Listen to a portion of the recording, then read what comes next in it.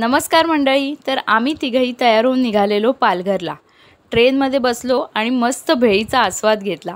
हे बाहेरचे सुंदर सुंदर नजारे बघत वैतरणा, सफाळे, केळवे मागे टाकत आम्ही फायनली पालघरला पोहोचलो।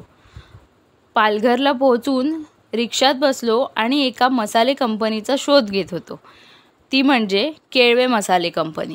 आता पालघरमध्ये सगळ्यात जास्त कोणतं फळ पिकतं सांगू शकता का? प्लीज कमेंट बॉक्समध्ये कमेंट करा। आम्ही एका इंडस्ट्रियल एरियात पोहोचलो जिथे आम्ही या कंपनीचा शोध घेत होतो आणि फायनली एंटर केलं केळवे मसालेमध्ये। आता इथे मसाले कसे बनतात, कशा प्रकारचं पॅकेजिंग आहे, कधीपासून सुरुवात झाली, हे सगळं आपल्या मोठ्या व्लॉगमध्ये त्यांच्या ओनरनी आपल्याला स्वतःहून सांगितलेलं आहे।